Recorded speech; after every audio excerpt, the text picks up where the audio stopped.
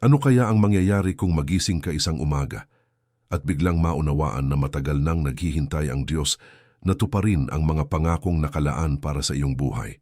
Paano kung ang kasagutan sa mga panalangin paulit-ulit mong binubulong sa katahimikan ay mas malapit kaysa sa inaakala ng karamihan? Maraming nilalang ang dumaraan sa mga pagsubok, pagkabigo, pangamba, at mabibigat na pasaning tila walang katapusan, subalit may dakilang katotohanang hindi kailanman nagbabago sa harap ng anumang sitwasyon. Ang Panginoon ay nananatiling tapat sa bawat salitang kanyang ipinahayag mula pa noong unang panahon. Bawat pangungusap na nagmula sa kanya ay puno ng pag-asa, biyaya, habag, at walang hanggang pag-ibig na hindi kayang pantayan ng anumang bagay sa mundong ibabaw. Kapag humaharap ang isang mananampalataya sa mga sandaling tila sarado, ang bawat pintuan ng pagkakataon, karaniwang pumapasok ang pagdududa na unti-unting nagpapabigat sa kalooban. Nagiging mahirap ang paglakad kapag ang paligid ay puno ng kawalan ng katiyakan at hindi malinaw ang direksyong tatahakin. Gayunpaman, nananatiling matatag ang salita ng Diyos kahit nagbabago ang mga pangyayari sa bawat yugto ng panahon. Walang suliraning napakalaki upang hindi maabot ng kanyang kapangyarihan. Walang kalagayang napakadilim upang hindi masinagan ng kanyang banal na liwanag. Makapangyarihang paalala ang mababasa sa Biblia mula sa Jeremiah 29 verse 11. For I know the plans I have for you, declares the Lord, plans to prosper you and not to harm you, plans to give you hope and a future. Ipinapahayag ng talatang ito na may mabuting layunin ng Diyos para sa kanyang mga anak, kahit hindi agad nakikita ang kabuang larawan ng kanilang paglalakbay. Nagsisilbing patunay ang mensaheng iyon na hindi aksidente ang bawat hakbang na pinahihintulutan niyang mangyari. Nananatiling buhay ang kanyang pangako kahit maraming ulit nang nasaktan ang damdamin ng tao dahil sa mga hamon ng daigdig. Sa gitna ng mga araw na puno ng paghihintay, mahalagang maunawaan na hindi nakabatay ang katapatan ng Diyos sa bilis ng pagtanggap ng mga kahilingan. Nakatayo ang kanyang mga salita sa matibay na pundasyon ng walang hanggang katotohanan. Bawat pangako ay nagsisilbing ilaw para sa mga pusong naghahanap ng direksyon. Bawat pahayag mula sa langit ay nagbibigay ng lakas para magpatuloy sa gitna ng mabibigat na laban.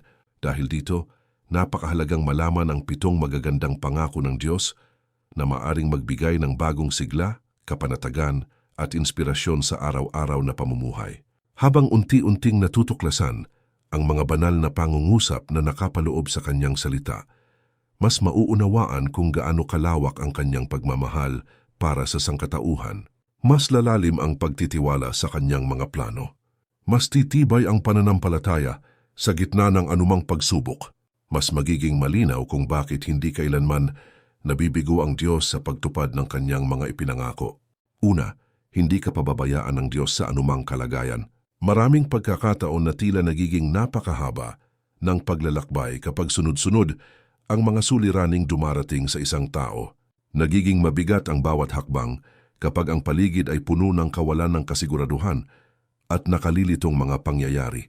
Dumaraan din ang marami sa mga yugto kung saan pakiramdam nila ay wala nang nakakarinig sa kanilang mga daing. Nagdudulot ng panghihina ang mga sandaling tila.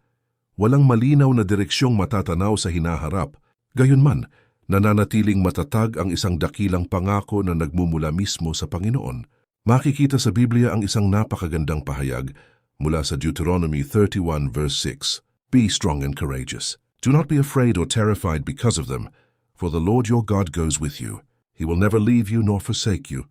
Nagbibigay ang talatang ito ng napakalalim na katiyakan na ang Diyos ay nananatiling kasama ng kanyang mga lingkod saan man sila dalhin ng kanilang paglalakbay. Hindi nakasalalay sa dami ng tagumpay ang presensya ng Panginoon. Hindi rin nakadepende sa lakas ng isang individual ang kanyang pagsama. Patuloy siyang kumikilos maging sa mga panahong hindi agad napapansin ng tao ang kanyang paggabay. Banal na pagmamahal ang dahilan kung bakit hindi niya iniiwan ang mga lumalapit sa kanya. Kapag dumaraan ang isang mananampalataya sa matitinding pagsubok, karaniwang sinusubok din ang kanyang pagtitiwala. Nararating ang mga pagkakataong nais na lamang niyang sumuko dahil sa sobrang bigat ng mga pasaning dinadala. Nababalot ng kalungkutan ang damdamin, kapag tila walang nagmamalasakit sa kanyang pinagdaraanan. Sumasagi sa isipan ang maraming katanungang mahirap hanapan ng kasagutan. Sa gitna ng gayong kalagayan, patuloy na umabot ang habag ng Diyos upang palakasin ang nanghihinang kalooban. Walang lugar na napakalayo upang hindi marating ng kanyang pagkalinga. Walang gabi na napakadilim upang hindi maabot ng kanyang liwanag. Bawat luha na pumapatak ay batid ng Panginoon kahit walang ibang nakaalam ng tunay na pinagmumula ng sakit. Bawat panalangin na binibigkas nang may pananampalataya ay kanyang naririnig sa tamang panahon. Dakilang kaaliwan ang kaalamang may Diyos na hindi kailanman tumatalikod sa kanyang mga anak. Dahil dito, nagiging posible ang pagbangon kahit matapos ang mabibigat na kabiguan. Nagkakaroon ng lakas upang magpatuloy kahit mahirap unawain ang kasalukuyang sitwasyon. Lumalalim ang pananalig habang unti-unting nakikita ang kanyang pagkilos sa iba't ibang paraan. Nabubuo ang kapayapaan sa puso dahil sa katiyakang may banal na kamay na umaakay sa bawat hakbang. Nananatiling totoo noon ngayon at magpakailanman ang pangakong hindi ka pababayaan ng Diyos sa anumang kalagayan. Ikalawa, pagkakalooban ka ng Diyos ng tunay na kapayapaan. Kapag magulo ang mga pangyayari sa paligid, madaling mawala ang katahimikan ng damdamin. Nabibigatan ng dibdib kapag sabay-sabay na dumarating ang mga alalahaning mahirap kontrolin. Naliligaw ang kaisipan sa sari-saring pangamba na tila walang katapusan ang pagdating.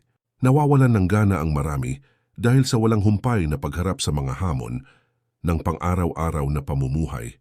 Subalit may napakagandang pangako ang Panginoon para sa mga naghahanap ng kapanatagan sa gitna ng kaguluhan. Mababasa sa Biblia ang makapangyarihang mensahe mula sa John 14 verse 27. Peace I leave with you, my peace I give you. I do not give to you as the world gives. Do not let your hearts be troubled and do not be afraid.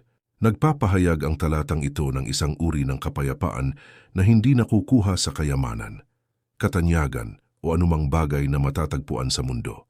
Nagmumula ang banal na katahimikang yon mula mismo sa presensya ng Diyos.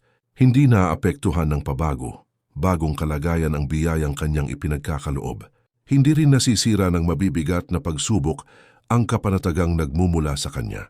Patuloy na umaagos ang gayong pagpapala sa sino mang nagtitiwala sa kanyang mga salita. Maraming pagkakataon na naghahanap ang tao ng ginhawa sa mga bagay na pansamantala lamang. Umaasa ang ilan sa material na pag-aari upang mapunan ang kakulangan sa kanilang kalooban. Naghahangad ang iba ng pagkilala mula sa kapwa upang maramdaman ang kasiyahan. Lumilipas naman ang mga bagay na iyon at kadalasang nagiiwan ng panibagong pagkauhaw sa puso. Tanging ang Diyos ang makapagbibigay ng kasapatan na hindi madaling mawala. Kapag nananalangin ang isang mananampalataya ng buong katapatan, dahan-dahang napapalitan ng kapanatagan ang kanyang pag-aalala, nabibigyang linaw ang mga sitwasyong dating puno ng kalituhan. Nagiging magaan ang pagharap sa mga suliraning dati ay tila imposibleng malampasan. Nabubuksan ang kamalayan sa mas malawak na layunin ng Panginoon para sa kanyang landas. Dahan-dahang napapalitan ng pagtitiwala ang mga takot na minsang bumabagabag sa kanyang isipan. Napakahalaga ng pangakong ito, lalo na sa mga panahong puno ng kaguluhan ng daigdig. Nagsisilbi itong paalala na may banal na kanlungang maaring sandalan anumang oras. Nagbibigay ito ng kapanatagan sa gitna ng mga pangyayaring hindi kayang kontrolin ng tao. Nagdadala ito ng pag-asa kapag tila madilim ang kinabukasan. Nananatiling totoo ang pangako ng Diyos na pagkakalooban niya ng tunay na kapayapaan ang mga pusong nananalig sa Kanya. Ikatlo, maglalaan ng Diyos ng iyong pangangailangan. Dumarating ang mga pagkakataong nababalot ng pangamba ang isipan kapag tila kulang ang mga mapagkukunan para sa kinabukasan. Nagiging mahirap ang pagtulog sa gabi kapag sunod-sunod ang mga gastusin at hindi sapat ang kinikita. Nakararanas ang maraming pamilya ng matitinding hamon na sumusubok sa kanilang katatagan at pagtitiis. Nagkakaroon ng panghihina kapag hindi agad nakikita ang sagot sa matagal ng mga panalangin. Gayunpaman may napakagandang pangako ang Panginoon para sa kanyang mga anak na patuloy na nagtitiwala sa Kanya. Mababasa sa Biblia ang nakaantig na pahayag mula sa Philippians 4 verse 19. And my God will meet all your needs according to the riches of His glory in Christ Jesus. Nagbibigay ang talatang ito ng matibay na katiyakan na alam ng Diyos ang bawat kakulangan ng kanyang mga lingkod. Nauunawaan niya ang bawat pangangailangang hindi man nasasabi sa iba. Nakikita niya maging ang mga lihim na paghihirap na dinadala ng isang tao araw-araw. Hindi nangangahulugan ng pangakong ito na agad darating ang lahat ng ninanais ng puso. Mas malalim ang ipinahihiwatig ng banal na mensaheng ito sapagkat tumutukoy ito sa sapat na kaloob na naaayon sa perpektong kalooban ng Diyos. Maraming ulit na ipinakita ng Panginoon sa kasaysayan ng kanyang bayan ang kanyang kahanga-hangang pagkakalinga. Nagpadala siya ng pagkain sa panahon ng matinding pangangailangan. Nagbukas siya ng mga pagkakataong hindi inaasahan ng sinuman. Naglaan siya ng mga paraan kung saan walang nakikitang posibilidad ang tao. Nagpapatuloy hanggang ngayon ang gayong katapatan sa buhay ng mga sumasampalataya kapag tila mabigat ang sitwasyon at walang malinaw na solusyon na nakikita sa harapan.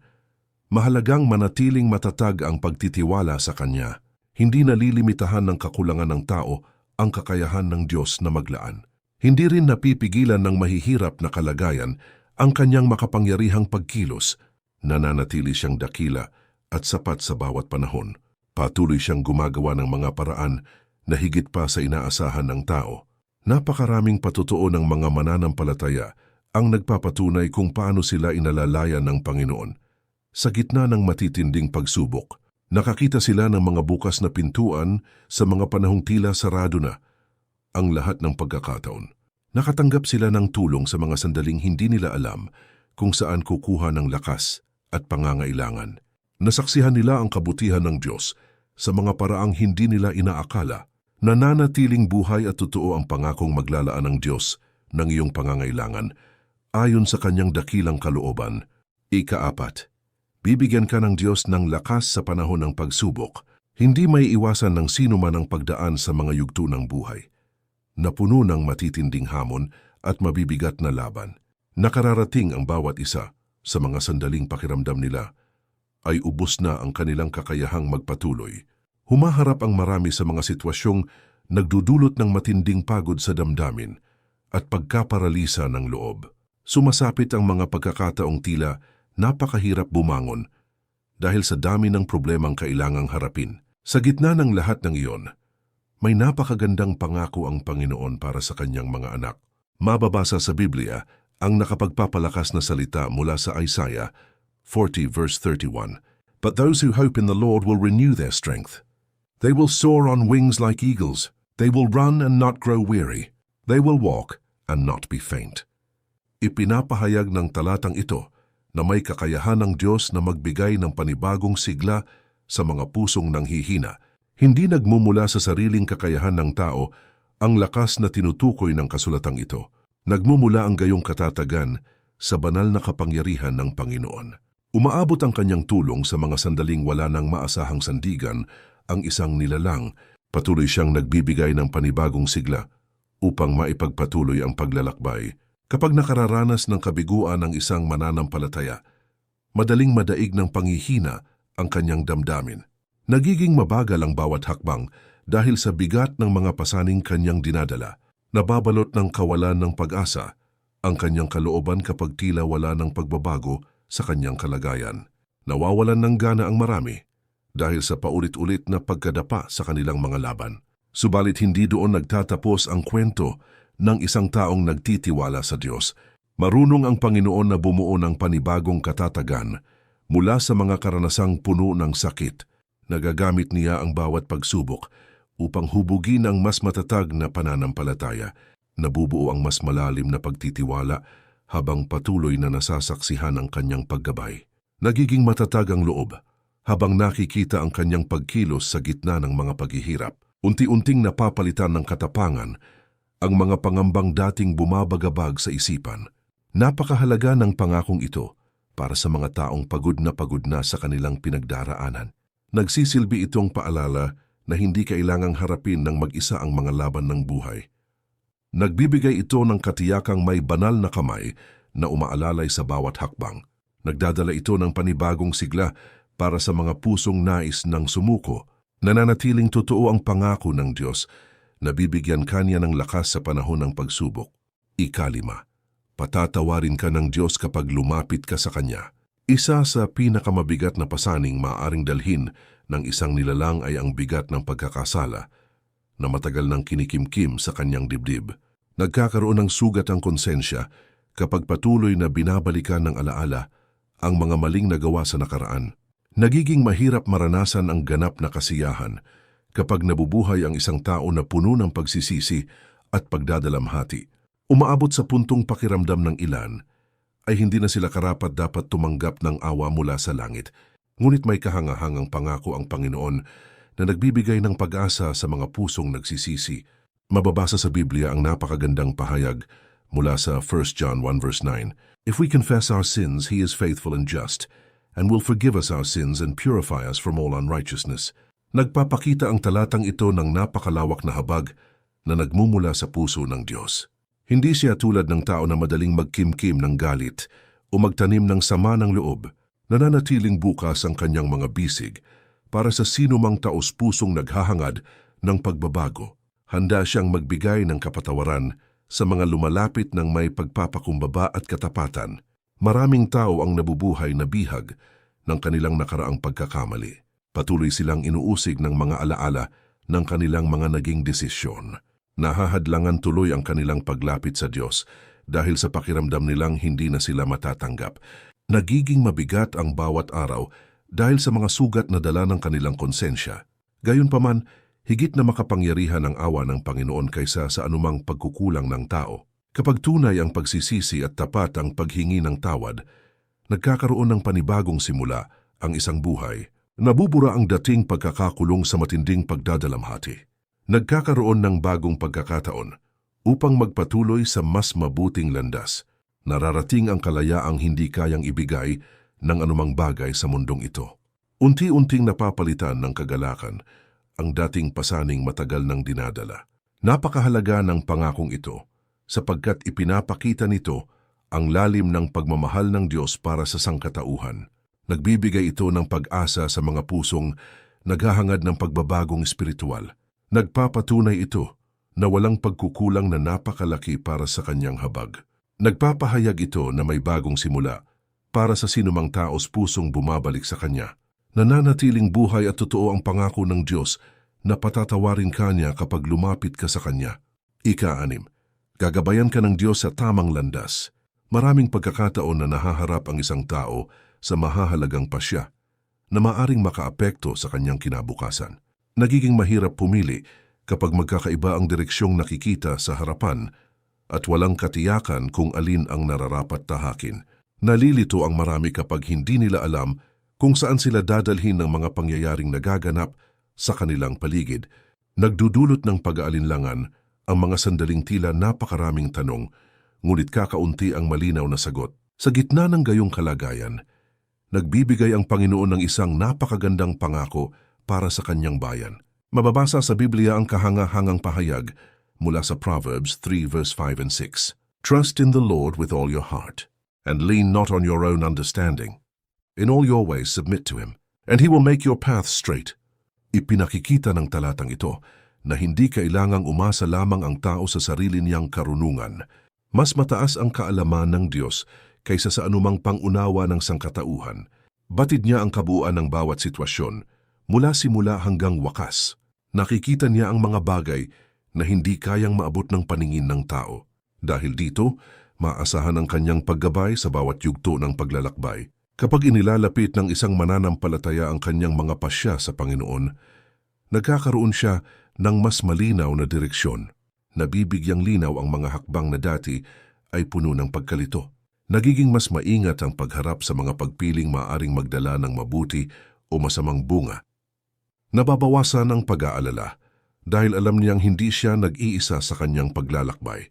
Lumalawak ang kanyang pag-unawa habang patuloy siyang umaasa sa banal na patnubay. Hindi palaging madaling makita agad ang plano ng Diyos sa isang sitwasyon. May mga pagkakataong tila mabagal ang pagdating ng kasagutan sa mga panalangin. May mga yugto ring kinakailangang maghintay nang may pagtitiis bago makita ang malinaw na direksyon. Subalit sa bawat sandali ng paghihintay, patuloy siyang kumikilos para sa ikabubuti ng kanyang mga anak. Walang bahagi ng paglalakbay na hindi saklaw ng kanyang karunungan at kapamahalaan. Napakahalaga ng pangakong ito para sa mga taong naghahanap ng malinaw na direksyon sa kanilang buhay. Nagbibigay ito ng kapanatagan sa gitna ng mga mahahalagang pagpapasya. Nagdadala ito ng katiyakang may banal na kamay na umaakay sa bawat pagliko ng landas. Nagpapalakas ito ng loob upang magpatuloy, kahit hindi pa nakikita ang buong larawan ng hinaharap. Nananatiling totoo ang pangako ng Diyos na gagabayan kaniya sa tamang landas kapag buong puso kang nagtitiwala sa Kanya. Ikapito, bibigyan ka ng Diyos ng buhay na walang hanggan. Walang kayamanan sa daigdig ang maihahambing sa pinakadakilang kaloob na inihanda ng Diyos para sa mga sumasampalataya sa Kanya. Lumilipas ang kagandahan, nawawala ang mga ari-arian at nagbabago ang lahat ng bagay na nakikita ng mata. Nagwawakas ang mga karangalan ng mundo at naglalaho rin ang maraming bagay na pinahahalagahan ng tao. Nagpapaalala ang bawat lumilipas na taon na hindi permanente ang buhay sa lupa. Gayunpaman, may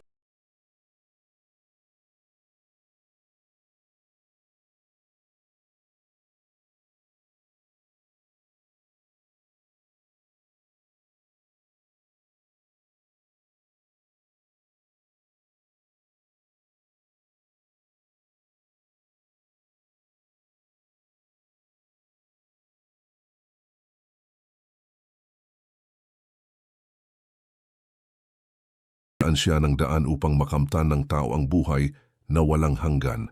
Hindi nakukuha ang pagpapalang ito sa pamamagitan ng sariling kabutihan lamang. Hindi rin naaabot ang gayong biyaya sa pamamagitan ng yaman, impluensya o katayuan sa lipunan. Nagmumula ang dakilang kaloob na ito sa grasya ng Diyos sa pamamagitan ng pananampalataya kay Hesukristo. Bukas ang paanyayang ito para sa lahat ng lumalapit sa Kanya ng may tapat na puso. Marami ang abalang-abala sa paghahanda para sa mga bagay na pansamantala lamang. Gumugugol ang ilan ng mahabang panahon upang makamit ang mga mitiin sa mundo. Nagsisikap ang marami upang magkaroon ng magandang kinabukasan para sa kanilang pamilya. Magandang layunin ang mga bagay na iyon, ngunit may mas mahalagang katotohanang hindi dapat mapabayaan.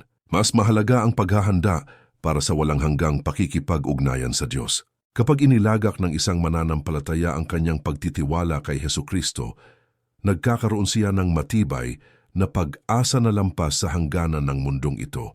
Nagiging makabuluhan ang bawat araw dahil alam niyang may dakilang pangako na naghihintay sa kanya. Nabibigyan ng bagong pananaw ang kanyang paglalakbay sapagkat nauunawaan niyang hindi nagtatapos ang lahat sa buhay na ito. Nagkakaroon siya ng kapanatagan kahit sa harap ng mga pagsubok dahil hawak niya ang pangakong nagmumula sa Diyos. Lumalalim ang kanyang debosyon habang lalo niyang nauunawaan ang kabutihan at pagmamahal ng Panginoon. Napakahalaga ng pangakong ito sapagkat nagbibigay ito ng katiyakang higit pa sa anumang bagay na maaaring ialok ng mundo. Nagdadala ito ng tunay na pag-asa para sa bawat kaluluwa na naghahanap ng kaligtasan. Nagpapakita ito ng lawak ng habag at pag-ibig ng Diyos para sa kanyang nilikha. Nagbibigay ito ng kapayapaan na hindi kayang alisin ng anumang pangyayari sa buhay. Nananatiling buhay at walang pagbabago ang pangako ng Diyos na bibigyan kanya ng buhay na walang hanggan sa pamamagitan ng pananampalataya kay Hesukristo. Habang nagpapatuloy ang paglalakbay ng bawat mananampalataya, napakahalagang panghawakan ang mga pangakong nagmumula sa Diyos dahil ang kanyang mga salita ay hindi kailanman nawawalan ng bisa. Nagbabago ang mga panahon, lumilipas ang mga taon, at dumarating ang iba-ibang pagsubok, ngunit nananatiling matatag ang katapatan ng Panginoon sa bawat salitang kanyang ipinahayag. Kapag dumarating ang mga sandaling puno ng pag-aalinlangan, may pag-asa dahil kasama ang Diyos. Kapag sumasapit ang mga pagkakataong mabigat ang dinadala ng damdamin, may kapanatagan dahil naroon ang kanyang presensya. Kapag tila napakahirap ng landasing tinatahak, may katiyakan dahil may banal na kamay na umaakay sa bawat hakbang. Mula sa pangakong hindi ka pababayaan hanggang sa katiyakang may buhay na walang hanggan, makikita kung gaano kalawak ang pag-ibig ng Diyos para sa kanyang mga anak. Bawat pahayag mula sa kanyang salita ay nagsisilbing ilaw para sa mga pusong naghahanap ng direksyon. Bawat talata sa Biblia ay nagpapatunay na walang sitwasyong napakahirap para sa kapangyarihan ng Panginoon. Bawat biyayang kanyang ipinangako ay nagpapakita ng kanyang kabutihan, habag, at walang hanggang pagmamahal. Bawat araw ay isang pagkakataon upang mas mapalapit sa kanya at higit na maranasan ang kanyang pagkilos sa buhay. Mababasa sa Biblia ang napakagandang pangako mula sa Numbers 23 verse 19. God is not human that he should lie, not a human being that he should change his mind. Does he speak and then not act? Does he promise and not fulfill? Napakalinaw ng mensaheng dala ng talatang ito. Hindi nagsasalita ang Diyos ng walang katuparan. Hindi siya nangangako ng walang layuning tuparin ng kanyang sinabi. Nananatiling tapat ang Panginoon kahit maraming bagay sa mundo ang nagbabago. Nananatili siyang maasahan sa bawat panahon at sa bawat yugto ng buhay. Kaya anuman ang iyong pinagdaraanan ngayon, huwag mawala ng pag-asa. Anuman ang bigat ng pasaning dala mo sa puso, huwag bibitiw sa pananampalataya. Anuman ang hamong kinakaharap mo sa kasalukuyan, patuloy kang magtiwala sa kabutihan ng Diyos. May tamang panahon para sa katuparan ng kanyang mga pangako. May dakilang layunin ng Panginoon na higit na maganda kaysa sa anumang kayang maunawaan ng tao. Nawa ay mapuno ng kapayapaan ang iyong puso. Nawa ay manatiling matatag ang iyong pananalig. Nawa ay maranasan mo ang kabutihan, paggabay at pagpapala ng Diyos sa bawat araw ng iyong buhay. At nawa ay patuloy mong makita ang katuparan ng kanyang mga pangako hanggang sa mga darating pang panahon.